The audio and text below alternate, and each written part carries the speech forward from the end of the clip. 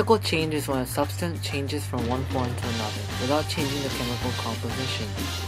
One example would be water. Water can be frozen to ice, its solid form. If it gains energy, the atoms in the ice start to move more and more and overcome some of the attraction between them. Simply, the ice begins to melt and turn into water. If that water gains energy, the atoms in the water will be able to overcome almost all the attractions or basically evaporate or boil to form steam, the gaseous form of water.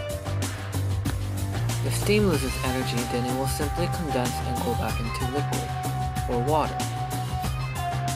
A chemical change is when a substance changes into a completely new substance. A chemical change can also be called a chemical reaction. How does it form a new substance? The atoms of the substance are moved and rearranged to form the new substances they will turn into. Due to turning into a new substance, new chemical properties and physical properties are formed. One example of chemical change is a candle. This candle also has physical changes. For physical changes, the wick is burning and the wick burns the wax and gives it enough energy for it to overcome some of its attractions. And this wax then turns into a liquid form.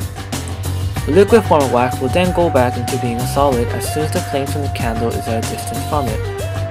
For chemical changes, the wick reacts with oxygen to form the flame. The wick, the fuel in the candle, and oxygen then form carbon dioxide, sometimes soot, which explains why the wick is black and crumbles, and smoke.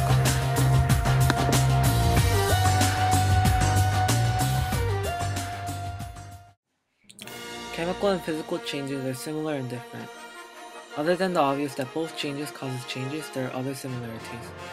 Like in the candle example, chemical changes often causes physical changes in substances, so they are often seen together when a substance changes. The difference is, physical changes only range from the original substance.